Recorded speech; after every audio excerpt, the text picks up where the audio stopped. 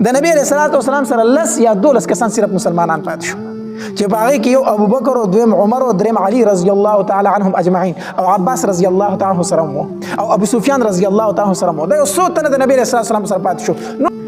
د نبی علیه الصلاة والسلام په ژوند مبارک کې هغه ورځ هم راغلې وه چې د مکې کفارو نبی علیه الصلاة والسلام د مکې مکرمې نه ویستو او نبی علیه الصلاة والسلام مکه پرېښود او په جړا د مکې نه ووت مدینې منورې ته روان شو او د وتلو په ټیم کې خانه کعبې ته وکتل وی ای مکې ستا نه مې زړه نه کېږي خو څه وکړم ستا اوسېدونکي ما پتا کې نه پرېږدي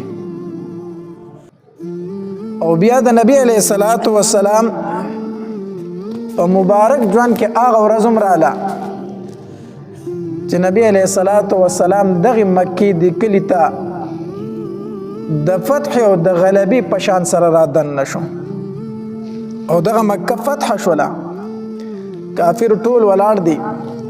نبی علیه الصلاة والسلام ورته فرمایي ستاسو څه خیال دی زه به تاسو سره څه کوم؟ هغې ورته وي زمونږ نیک ورور او زمونږ نیک وراره چې زمونږ متعلق تا څه فیصله وکړه بس مونږ ته منظور ده. نبی علیه الصلاة والسلام ورته وفرمایل وی زه تاسو ته هغه خبره کومه چې کومه خبره یوسف علیه السلام خپل وروڼو ته کړې وه لا تثریب علیکم اليوم په تاسو باندې نن هېڅ ملامتیا نشته دی. خیر دی کو تاسو ما ته تکلیفونه راکړي دي، خیر دی کو ما سره مو ظلمونه کړي دي، خیر دی زما ملګري مو د کلي نه شړلي دي. خو څنګه چې یوسف علیه السلام خپل وروڼو ته وی تاسو ملامته نه یئ نن هم زه تاسو ته هم زه تاسو ازاد یو ملامته نه یئ. مکه فتح شوله ښه د غلبې په توګه سره نبی علیه الصلاة والسلام غوښتل دغه تمام کفار قتل کولی شو خو نبی علیه الصلاة والسلام وفرمایل وی زه ما معاف کړي یې. د خوشحالۍ ورځ وه ډېره. نبی علیه الصلاة والسلام د خانه کعبې سره خوا کې په غولي کې ناستو. ابوبکر رضی الله تعالی عنه خپل پلار ابو قحافه د لاسه نیولی دی او د نبی علیه الصلاة والسلام خدمت ته یې راوستو وی د الله پاکه پیغمبره دا زما پلار دی او مسلمانېږي. نبی علیه الصلاة والسلام ورته وفرمایل هلا ترکت الشیخ فی بیتی دا بوډا دی په خپل کور کې ولې نه پرېښوده دومره تکلیف دې ورله ورکړو چې د لاسه دې نیولی دی او زما خواله دې راوستو کور کې به دې پرېښی و زه به د ده خواله درغلی وم او دی به مسلمان شوی و. ابوبکر رضی الله تعالی عنه ورته وفرمایل یا رسول الله هو احق ان یمشي الیک دی ډېر زیات حقدار دی چې تا ته راشي په دې په ځای باندې چې ته پسې تللی وې. زما پلار دی بوډا دی خو مسلمانېږي نو ښه خبردار چې دی ستا خواله راشي. نبی علیه الصلاة والسلام د ابو قحافه په دې سینه باندې لاس داسې راوکاږو او کلمه ورته وویله او مسلمان شو. چې کله مسلمان شو نو د ابوبکر رضی الله تعالی عنه د پلار بالکل بوډا و ویښته یې سپین شوي و ږیره یې سپینه شوي وه مخ یې چورړي چورړي شوی و بالکل بوډا و. نبی علیه الصلاة والسلام ورته وفرمایل ای ابو قحافه په دې ویښتو باندې په دې ږیره او په دې سر باندې نکریزه لګوه. نبی علیه السلام به نکریزه خوښوله په دې ویښتو باندې نکریزه لګوه خو وی توره نکریزه پې چېرته ونه لګئ توره نکریزه پې چېرته ونه لګئ ځکه چې ویښته د بوډاوالي د وجې نه سپین شي که نه بیا پې تور رنګ یا توره نکریزه لګول جایز نه دي. بل رنګ ورکولی شي خو سپینو ویښتو ته تور رنګ ورکول دا جایز نه دي. نو نبی علیه الصلاة والسلام ورته وفرمایل ابو قحافه دا ویښته دې ډېر سپین شوي دي نکریزه ورله ورکوه خو توره نکریزه پې مه لګوه. نبی علیه الصلاة والسلام ورته وفرمایل او بیا نبی علیه الصلاة والسلام ابوبکر رضی الله تعالی عنه مبارکي ورکړه وی ابوبکر مبارک شه هغه پلار دې مسلمان شو مبارک شه. ابوبکر رضی الله تعالی عنه فرمایي د الله پاک پیغمبره زما دې په هغې ذات باندې قسم چې کوم ذات ته رښتینی پیغمبر را لېږلی موږ ته یقینا زه د خپل پلار په اسلام ډېر زیات خوشحاله یم ځکه زما د پلار په مسلمانېدو باندې زما سترګې یخې شوې زما زړه ته سکون راورسېدو چې زه پلار خو مې د اور د جهنم نه بچ شو که نه. خو د الله پاکه پیغمبره وی کو چېرته ابو طالب مسلمان شوی وی ستا تره که نه په هغې به زه د دې نه زیات خوشحاله شوی وم. کو چرته ستا تر ابو طالب مسلمان شوی کنه زه به په هغې باندې د دې نه زیات خوشحاله شوم. ولې زما د پلار په اسلام باندې زما سترګې یخې شوې او ستا تر ابو طالب چې مسلمان شوی په هغې به ستا سترګې یخې شوې، په هغې به ته خوشحاله شوې، ستا زړه ته به سکون راغلی و. د الله پاک پیغمبر ستا خوشحالي ما ته ډېره محبوب ده د خپلې خوشحالۍ نه. نو د فتح مکې نه وروسته بیا د ابوبکر رضی الله تعالی عنه پلار هم څه شو؟ مسلمان شو. ابو قحافه دا هغه د ابوبکر پلار دی چې کله د نبی رسول الله سره ته هجرت وکړو که نه، نو نونو ته یې وی ابوبکر درته څه پرېښي دی که نه وږي نهار یې پرېښودلې، صحیح درته پرېښي که نه دي پرېښي؟ وي ما ته خو ښکاري چې هر څه به یې د ځان سره وړي. نو د ابوبکر رضی الله تعالی لورګانو داسې وکړو چې په هغې دري کې داسې کاڼي خواره کړه، واړه واړه کاڼي، د پاسه یې پرې کپړه واچوله، دې په سترګو ړوند و داسې. نو د ده لاس یې پرې ووی پلاره ډېر شي اشرفۍ راته دې پرېښي وګوره ورته، هغه پیسې نه وي، هغه داسې واړه واړه کاڼي دغه مطلب دا چې دی ورته چې ته څه پیسې مایسې پرېښسته ده دغه ته پرېښي دي. د دې په دغه ټایم کې مسلمان نه، وروسته بیا په فتح مکه کې څه شو؟ مسلمان شو. دارنګ د فتح مکې په ورځ باندې یو بل لوی سردار د قریش هم مسلمان شو. د اسلام عجیبه هم واقع هم ډېره عجیبه ده. سهیل ابن عمر رضی الله تعالی عنه دا یو صحابي دی او دا د قریشو سردار و، سردار او ډېر زیات هوښیار و، خبرې به هم ډېرې بلیغ او فصیح صفا خبرې به یې کولې، ښکلې خبرې به یې کولې، د عقل خبرې به یې کولې. د دې وجې نه په خطیب قریش سره دی مشهور و، د قریشو خطیب ډېر هوښیار انسان په جاهلیت کې مسلمان نه و. د فتح د صلح حدیبیې په موقع باندې چې کله دی د کفارو د طرف نه راغی د نبي علیه السلام خواله، د نبي علیه السلام سره لیکل کول د صلح حدیبیې په موقع باندې. نو چې کله نبي علیه السلام دی ولید که نه، نو صحابه کرامو ته وفرمایل وی ستاسو معامله اوس اسانه شوه، ستاسو معامله اوس څه شوله؟ اسانه شوه، ځکه سهیل ابن عمر راغی، دا هوښیار سړی دی، دی په خبره باندې پوهېږي، دا نور کافر خو په خبره هم نه پوهېږي. نو دی چې راغی دا ډېر هوښیار دی، ستاسو معامله اسانه شوه. نو د فتح مکې په ورځ باندې د خپل زوی عبدالله د نبي علیه الصلاة والسلام خواله راولېږو، وی د دغې پیغمبر نه ماله ته پناه واخله. دا زوی مسلمان شوی عبدالله، وی ته د دغې پیغمبر نه ماله پناه وغواړه چې ما ته څه نه وایي. عبدالله چې راغی نو نبي علیه الصلاة والسلام ته یې وفرمایل وی د الله پاکه پیغمبره زما پلار سهیل ابن عمر پناه غواړي. نبي علیه الصلاة والسلام وفرمایل وی ما دله پناه ورکړې ده، نو ورته پناه ورکړې ده، ده ته ما پناه ورکړه. او بیا صحابه کرامو ته یې وفرمایل هلکه ګورئ سهیل ابن عمر ته به تاسو په ناکاره نظر سره نه ګورئ، ده ته به بد نه ګورئ، ځکه هغه ډېر هوښیار سړی دی، هغه ډېر عقلمند سړی دی، هغه ډېر زر خبره نوټ کوي، هغه ته به بد نه ګورئ. او د ده د عقل به انشاءالله دی یو ځل د اسلام لراولي، یو ځل به د اسلام لراولي. خیر دی که اوس مسلمان شوی نه دی، دی په دغې موقع باندې مسلمان نه شو، دی بیا په غزوه حنین کې مسلمان شو، غزوه حنین کې بیا مسلمان شو. په دغې موقع مسلمان نه شو، خو نبي علیه الصلاة والسلام نه پناه وغوښتله، بیا په غزوه حنین کې مسلمان شو. یو ځل د عمر رضی الله تعالی عنه دور خلافت هغه امیر المؤمنین و، نو خلک ورسره میلاوېدو، په یو ورځ باندې ګڼه ډېره خلک ورته په دروازه کې ولاړو. نو د مکې لوی سرداران هم ولاړو، دا سهیل ابن عمر په خپل هم ولاړو، او دغه رنګې صهیب رضی الله تعالی عنه، بلال رضی الله تعالی عنه، دا غریب صحابه کرام هم ولاړو، دوی هم ولاړو. نو عمر رضی الله تعالی عنه د دننه نه خپل نوکر راولېږو، وی بلال او صهیب او دغه شانتې نور کم بدري صحابه کرام چې دي هغوی ته وایي چې دننه راځئ، دننه ملاقات لا راشئ. نو صهیب رضی الله تعالی عنه او بلال رضی الله عنه چې دننه ننوتل که نه، نو ابو سفیان رضی الله تعالی عنه په ور کې ولاړو، دی مسلمان شوی خو په دروازه کې ولاړو، او دا سهیل ابن عمر هم ولاړو، نور قریش هم سرداران ولاړو. د ابو سفیان رضی الله تعالی عنه یو خبره وکړه، وی دا خو زه نن ډېر عجیبه غونته منظر یې نمه، عجیبه غونته کار یې نمه، هغه صهیب او هغه بلال او کوم چې غلامان دي هغه دننه کړی شو، او د مکې سرداران چې دي هغه په ور کې انتظار کوي ولاړ دي، دا خو عجیبه غونته کې خبره ده.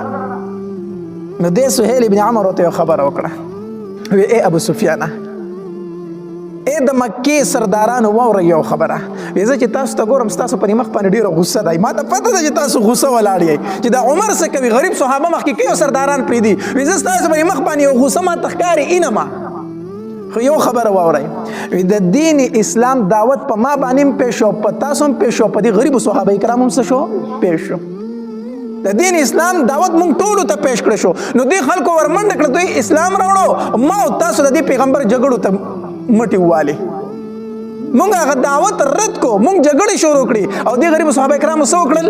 ډایرکټ هغه دعوت قبول کو. وی قسم په الله کم شرافت چې دغه صحابه کرامو ته نصیب شوی دی کنه هغې نه مونږ محرومه پاتې شوي یو. مونږ اسلام په اول وخت کې رد کړی او دوی قبول کړی. دوی د نبی علیه السلام په مرګتیا کې جنګېدلي او مونږ د نبی علیه السلام خلاف جنګېدلي یو. مونږ د نبی علیه السلام خلاف جنګېدلي یو. نو داسې خبره ده چې تاسو په دې باندې خفه کېږئ ما. وی دغه شرافت مونږ نه دغه نه مونږ محرومه پاتې شوي یو. یوه طریقه ده چې دغه شرافت او دغه فضیلت مونږ دوباره حاصل کړو. وی څنګه به حاصلو؟ چې مونږ د الله په لار کې جهاد وکړو. بس د الله په لار کې جهاد وکړو، شهیدان شو. دا خبره وکړه او د دغه کې ځای نه روان شو. خپل تقریر چې ختم کو د دغه ځای نه روان شو.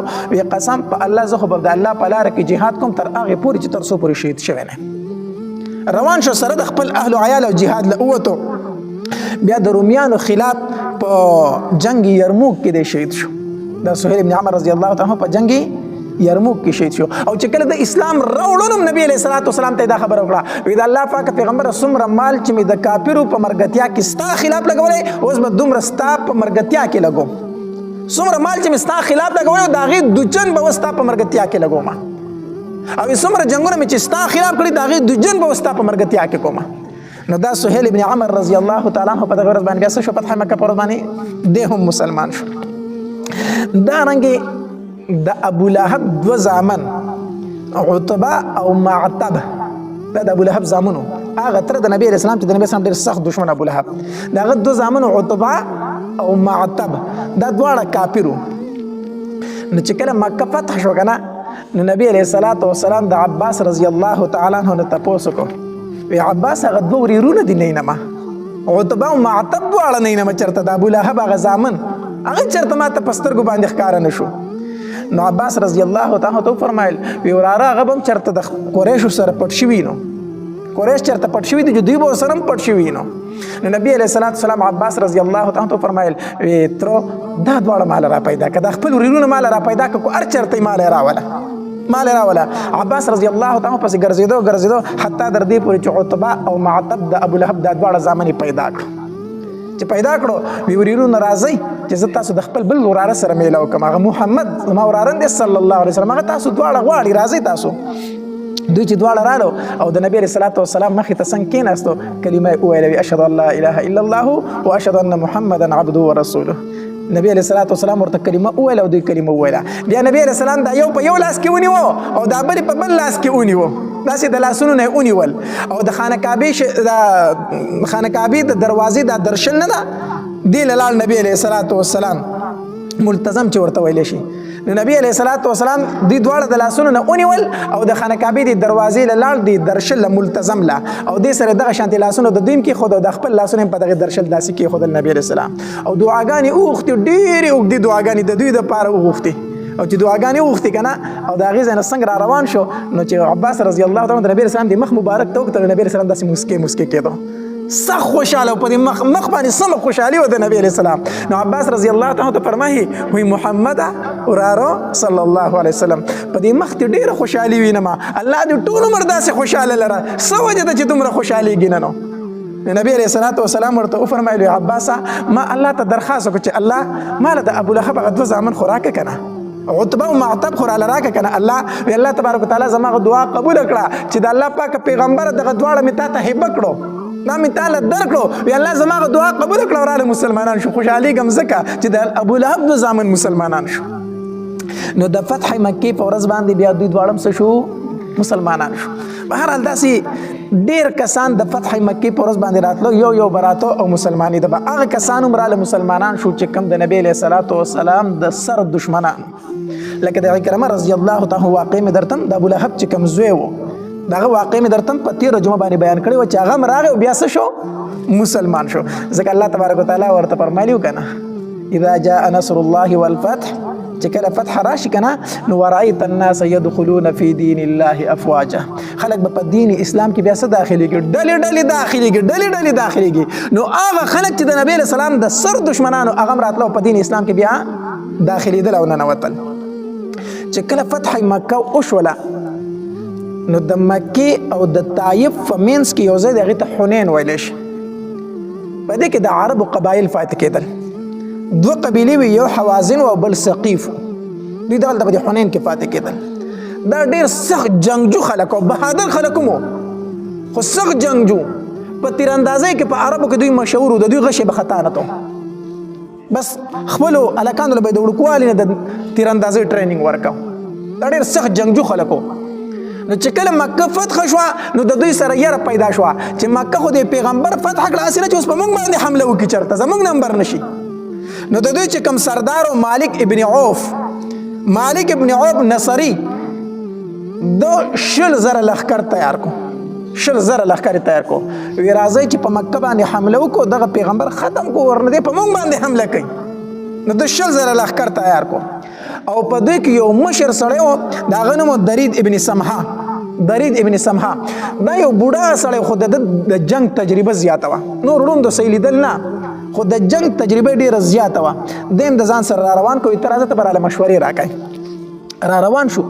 چې را روان شو دی مالک ابن عوف د خپلو 100,000 لښکر چې کوم کنه دوی ته وویل، وی د ځان سره به څاروي م را روان کوي، د ځان سره به ښځې م را روانې کوي، د ځان سره به بچي م را روان کوي، هر څه به د ځان سره را روان کوي چې یو سړی د میدان د جنګ نه بیا تښتي نه. ځکه کو تښتي نه وي بچي مې پاتې کېږي، ښځه مې پاتې کېږي. دا به د ځان سره راولئ، وروستو به څه شی پرېږدئ نه چې زه به وتښتم، هلته مې ښځه بچو له به ځان ورسوم. چې څه دي هغه به د ځان سره راولئ چې د لښکر نه یو سړی وروستو کېږي د جنګ نه.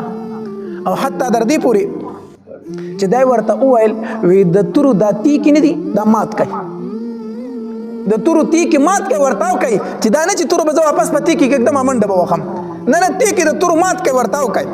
دا یې مات کړم. را روانو مقام اوتاس ورته ویلی شي، هغې ځای ته راورسېدل. مقام اوتاس ته چې کله دوی راورسېدل، دې درید تپوس وکړو دا مشر سړی چې ځان سره را روان کړی د جنګ دپاره، دې مشورې راکوي. ده ورته وی ما لي اسمع رعاء البغیر، زه د اوښانو غرلاړې اورمه، د بیزو اوازونه اورمه، د خرو اوازونه اورمه، د ماشومانو جړاګانې اورم، د ښځو خبرې اورم. دا څه دي؟ څه غوا تاسو جوړه کړې ده؟ نو خلکو ورته وویل دا مالک ابن عوف خپل لښکر ته ویلي چې ځان سره به د هر څه را روانوئ، ښځې بچي م را روان کړي دي. نو دې درید ورته وویل څه د بېوقوفه کار خو کړی دی، څه غلط کار خو کړی دی. ځکه کو تاسو فتح مونته وې، خو دا ښځې بچي به در پسې راغلي وو، خو کو شکست وخورئ نو د دوی به څه کېږي چې تاسو ځان سره دا را روان کړي دي، د دوی به څه کېږي که تاسو شکست وخوړو. دا تاسو کوم هوښیارتوب کار کړی؟ وی دا فوراً واپس کوئ. مالک ابن عوف چې دا خبره واورېده، وی دا بوډا شوی د مازغو کار پرېښی دی، ما چې څه ویلي هغه به کېږي، او خپلې قبیلې والو ته وي که ما سره مخکې ځئ زما خبر امرئ خو ډېره ښه ده، که نه ورځ په دې ځای خودکشي کوم ځان وجنه. دې سردار وویل ورته ځان مه وجنه، موږ در سره ځو چې څه کېږي به. دلته نبی علیه الصلاة والسلام ته خبر راورسېدو چې حوازن او ثقیفو ستا د جنګ دپاره روان شوي په مکه باندې حمله کوي. نبی علیه الصلاة والسلام یو صحابي ولیږو، وی ته لومبی معلومات واخله. چې معلومات یې وکړه، وی د الله پاکه پیغمبر ډېر لوی لښکر را روان دی په مکه باندې حمله کوي. نبی علیه الصلاة والسلام دلته 12,000 لښکر تیار کړو د صحابه کرامو، 12,000 لښکر تیار کړو. په دې 12,000 کې خو 10,000 هغه صحابه کرامو چې کوم د مدینې منورې نه د نبي علیه السلام سره راغلي وو مکې ته جنګ دپاره، 10,000 خو هغه لښکر وو، او 2,000 سره نور د مکې نه ملګري شو. نو په دې 2,000 کې خو څه هغه کسانو چې نوي مسلمان شو، او څه پکې اکثر کافر وو، کافر پکې هم د نبي علیه السلام سره روان شو، ځکه چې دلته کې بیا د قبیلې خبره راغله که نه، قریشو خبره راغله. نو دا ورسره هم روان شو. صفوان ابن امیه چې دا د امیه ابن خلف زوی و، کوم چې په جنګ بدر کې مرتد شوی و، امیه ابن خلف، د هغه زوی صفوان ته نوم و. دی هم د نبي علیه السلام سره په دې جنګ کې روان شو، حالانکه مسلمان نه و، کافر و، دی ورسره هم روان شو. نو 12,000 لښکر روان شو. چې دوی په لاره باندې تلل، د کسانو د خولې نه دا الفاظ ووتلو، وی نن خو به موږ د لږوالي د وجې نه چېرته شکست نه مومو، نن موږ د لږوالي د وجې نه به شکست و. 12,000 کسان یو، اسلحې را سره شته دی، اسلحې را سره شته دی، نو موږ به نن څنګه شکست ورو؟ مخکې به موږ لږ او اسلحې به را سره هم نه وي. دا خبره پکې د بعضې کسانو د خولې نه ووته، خو دا د هغې صحابه کرامو د خولې نه نه وه چې کوم پاخه صحابه، پاخه ایمان والو. دا خو پکې یا نوي کسان مسلمانان شوي چې د هغوی دغه لا دومره مضبوط نه وه عقیده، چې د هغوی د خولو نه پکې دا خبره څه شوله ووته. وایي نن خو به موږ د لښکر د کموالي د وجې نه شکست نه خورو. چې دا خبره وکړه، دا خبره الله تبارک وتعالی ته ناخوښه شوه، الله تبارک وتعالی ته ناخوښه شوه چې ښه تاسو په خپل ډېروالي او په کموالي باندې دغه کوئ چې یاره موږ کو ډېر یو بیا به شکست نه خورو، کلي بیا به څه خورو؟ تاسو 314 کسان وئ او تاسو 0 کسانو ته شکست ورکړی دی. نو د بعضې کسانو د خولې مکې دا خبره وختله نو دا خبره الله تبارک وتعالی ته ناخوښه شوه چې ناخوښه شوه د هغې اثر په نورو صحابه کرامو باندې هم وشو دا خبره یاد وساتئ چې د مجلس اثر وي د مجلس څه وي اثر وي ستا ملګري نیکان وي په تا باندې به د الله رحمتونه وي خو که ستا په ملګرو کې یو بد سړی وي که نه د هغې نقصان ګورې تا ته رارسي اګر چې ته په خپله بد نه یو ځل نبي علیه صلات وسلام په مانځه باندې ولاړو مونځ یې کوو نو په قیرت کې لږ ګډوډ شو قیرت کې ګډوډ شو نو چې نبی علیه صلات وسلام سلام وګرځاو نو په ما پسې داسې کسان ودرېږي چې هغه اودس په سمې طریقې سره نه کوي نو بیا د هغې اثر په موږ باندې هم وي نبی علیه السلام وفرمایل چې د هغې اثر بیا په موږ باندې هم وي زما په تلاوت کې بیا ګډوډوالی راځي نو دا مطلب نه چې نبی علیه السلام پسې شاته بیا اودسه خلک ولاړو خو داسې څه کسان پکې ولاړو چې هغه اودس یې په ښې طریقې سره نه و کړی په ښې طریقې سره نو د هغې اثر په نبي علیه السلام وشو نو نبي علیه السلام وفرمایل وي داسې کسان راپسې شاته ولاړ چې د هغې اثر بیا زموږ په تلاوت کې راشي د دې وجې نه چې ستا سره ښه ملګري د هغې اثر به هم پتا کېږي بد ملګري د هغې اثر به هم پتا باندې کېږي نو په دغې لښکر کې څه داسې کسانو چې د هغوی د خولې دا الفاظ ووتل چې وایي نن به موږ د لږوالي د وجې نه څه نه خورو شکست نه خورو دا خبره د خولې نه ووتله نبي علیه الصلاة وسلام د حنین وادۍ ته ورسېدو ماښام ټیم و دوی ورسېدل د حنین وادۍ ته دلته کې د دې دغه چې کوم سردار و د حوازنو د ثقیف و مالک ابن عوف د مالک ابن عوف داسې وکړه که نه چې د په لاره باندې مورچې جوړې کړې په لاره باندې منځ کې لاره وه ګیر چاپېره څه جوړې کړې مورچې جوړې کړې او خپل لښکر یې هغې کې کېنو وی چې کله مسلمانان په دې ځای باندې تېرېږي هغې ته خو به پته نه وي ناڅه به پې تاسو راپاسې حمله به وکړئ ناڅه به پې څه وکړئ حمله وکړئ مورچو کې خپل کسان پټ کړي نو نبي علیه السلام دغې وادۍ ته ماښام ټیم ورسېدو او د شپې مزل وکړو او چې سهار غونته کې تیاره و په دغې لاره ورننوتل ورداخېرېدل ګیر چاپېر نه پې دوی حمله شروع کړه راپاسېدل دغه شو باران یې شروع کړو تورې چلول یې شروع کړو صحابه کرامو ته خو پته نه و چې په دې ځای کې دوی ناست دي که نه دوی پې حمله وکړه صحابه کرام ټول تس نس شو د نبی علیه الصلاة والسلام سره 10 یا 12 کسان صرف مسلمانان پاتې شو چې په هغې کې یو ابوبکر او دویم عمر او دریم علي رضی الله تعالی عنهم اجمعین او عباس رضی الله تعالی عنه سره مو او ابو سفیان رضی الله تعالی عنه سره مو دا یو څو تنه د نبی علیه الصلاة والسلام سره پاتې شو نو ټول تس نس شو د نبی علیه الصلاة والسلام تر چې دی عباس رضی الله تعالی عنه هغه د نبی علیه السلام د خچرې د واګې نیولې وې نبی علیه السلام په دغه ټایم کې په یو سپینه خچره ناستو د نبی اسلام د خچرې هغه واګې نیولې وي او ابو سفیان د نبی اسلام د ریکاب نیولې د خپل په دې ځین کې نشي کېښودل دغه ریکاب نیولې دی نبی علیه الصلاة والسلام باندې ګیر چاپېره حمله شروع شوه په دې مکې مشرکینو کوم څه کسان داسې چې لا مسلمان شوي نه و کافرو هغې هم مقاومون تله هغې هم دا کوشش پکې یو څو تنه دا وکړو چې په نبي علیه السلام څه وکړي حمله وکړي یو تن پکې دا اواز وکړو وایي زه شکر دی نن به د جادو نه خلاص شو نن به د جادو نه نعوذ بالله نبی علیه السلام ته جادوګر وي ویزه شکر دی نن به د جادو نه خلاص شو نو دا صفوان ابن امیه د امیه ابن خلف چې زوی ما چې مسلمان شوی لا نو په دې ټایم کې مسلمان نه و ده ورته وویل وی چپ که د خپله خوله بنده که خپله خوله بنده که زه په دې باندې خوښ یم چې زه د مکې د یو تن د لاندې ما په ځای د دې چې زه د حوازنو د لاندې شم غلی شه د خپل د قبیلې د سړي دا خبرې مه کوه ده ورته دا رټنه وکړله نبی علیہ الصلوۃ والسلام په خچره ناست دی د هر طرف نه غشي چلیږي توري چلیږي نبی علیہ السلام یو आवाज وکړو وی انا النبی لا کذب انا ابن عبد المطلب اے خلق واوري زه پیغمبر یم زه دروغجن نه یم زه د عبد المطلب زما زه د عبد المطلب سما د عبد المطلب د نبی علیہ السلام پلار کو نیکه و سیو نبی علیہ السلام د پلار نه سنمو عبد الله ستنمو عبد الله تنمو د عبد المطلب خو نیکه دی نو نبی علیہ السلام څه فرمایي انا ابن عبد المطلب زه د عبد المطلب زما د دې وجې نه په نیکه باندې د پلار اطلاق کېږي په نیکه باندې اطلاق د چا کېږي پلار کېږي نو نبی علیہ السلام فرمایل انا ابن عبد المطلب زه د عبد المطلب زما زه پیغمبر یم زه دروغجن نه یم نو نبی علیہ السلام आवाज ټولو خلکو وانه اورېد ځکه غوغا جوړه وه جنګ و عباس رضی الله تعالی د आवाज نه ډېر تیز و نبی علیہ السلام عباس رضی الله تعالی فرمایي عباس د आवाज لږ ولګوه د صحابه کرامو ته आवाज وکړه عباس رضی الله تعالی چغه کړه یا معشر الانصار اے انصارو یا اصحاب السمره اے د کیکر د لاندې بیعت کوونکو چېرته روان یې تاسو خو د نبی علیہ الصلوۃ والسلام سره په جهاد باندې بیعت کړی د کیکر د ولې د لاندې اوس چېرته ګډوډ روان یې د عباس رضی الله تعالی د आवाज پر میدان کې داسې خور شو چې خور شو د صحابه کرامو غوږونو ته چې دا اواز ورسېد چې یا معشر الانصار، نو دا صحابه کرام داسې د نبی علیه الصلاة والسلام په طرف باندې رامنډې کړې که نه لکه د غوا نه چې بچی ورک شوی د خپله مور وینې او رامنډې پسې وي.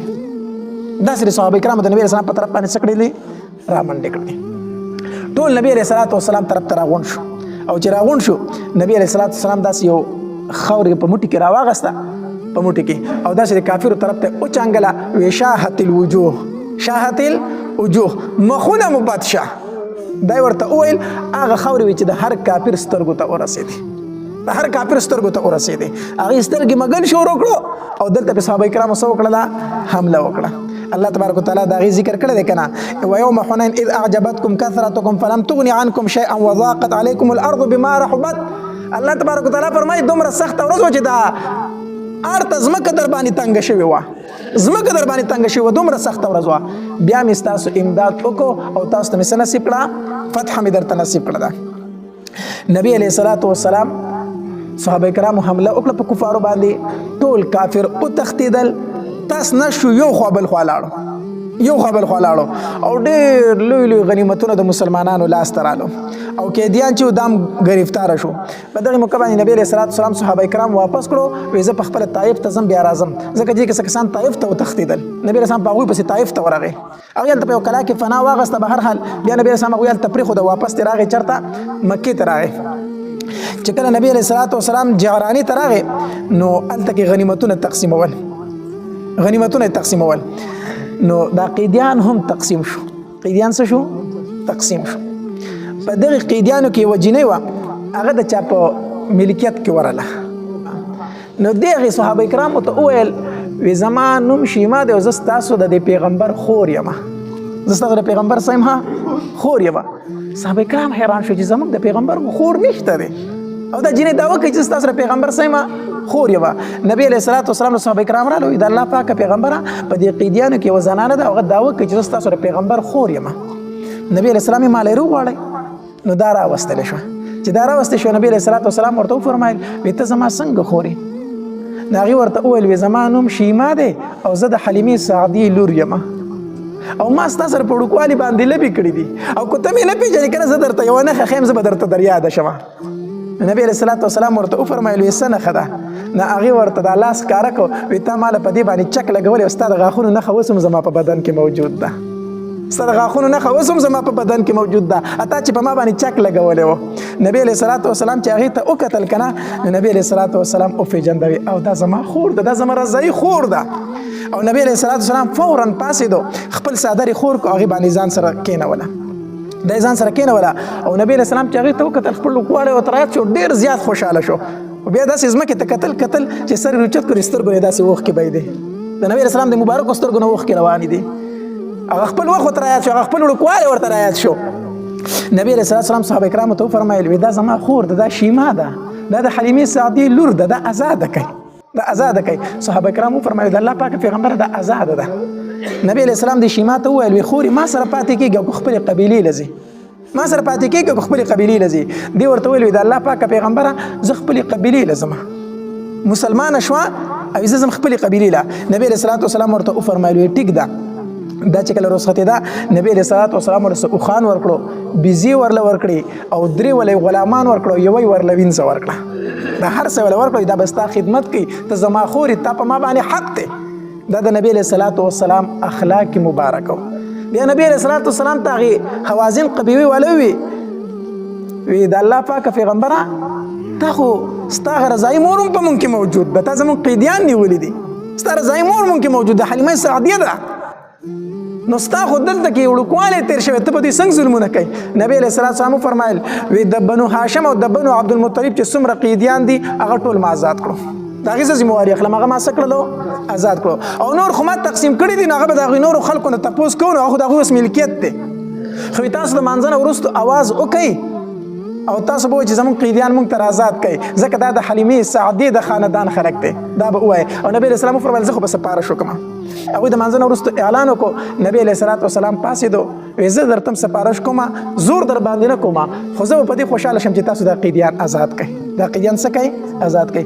صحابه کرام وفرمایل د الله پاکه پیغمبر چې د حلیمې سعدي د خاندان خلک دی موږ ټول آزاد کړي دي، هر سړی خپل کور ته راغلی څومره سودا چې وړې وه څومره مال غنیمت چې وړې واپس یې راوړی د الله پاک پیغمبر دا دوی ته حواله کړه دا دوی ته څه کړه حواله کړه ما درته په دې جنگ کې د امیه ابن خلف صفوان دی ورسره هم تللی و بیا د صفوان چې راغی او غنیمتونه تقسیم شو د هغې نه وروسته راغی او په نبي علیه السلام باندې سر وړو ایمان دی مسلمان شو ګوره دا د نبي علیه السلام اخلاق مبارکه دي دې غزا نه تاسو ته معلوم شوي که نه د نبي علیه السلام اخلاق مبارکه په جنگ کې مالی غنیمت راغلی نبی علیه السلام کافرو ته څه کړی دی واپس کړی دی دغه صفوان ابن امیه چې د نبی علیه السلام سخت دشمن و خو چې د نبی علیه السلام اخلاقو ته وکتل نو څه شو مسلمان شو خپل اخلاق لږ ټیک کول غواړي زمونږ اخلاق داسې دي که نه چې د خولې نه خو خبره روځي که نه دغه کافر وایي مړه د دې نه چې کافر یم ښه ده دا څه مسلماني د دې خبرو ته وګوره د دې اخلاقو ته وګوره هغه د نبی علیه السلام اخلاق مبارکه داسې چې کافر به ورته کتل هغه به مسلمانېدل نن زمونږ اخلاق داسې دي چې زمونږ خبرو ته ګوري زمونږ کردار ته ګوري زمونږ کفتار ته ګوري زمونږ افعالو ته ګوري هغه کافر په خپل کفر باندې شکر وباسي دې حد ته موږ رسېدلي یو نو موږ د پیغمبر نوم اخیستونکي یو موږ دعوه کوونکي یو چې موږ د هغه امتیان یو موږ مسلمانان یو موږ له خپل اخلاق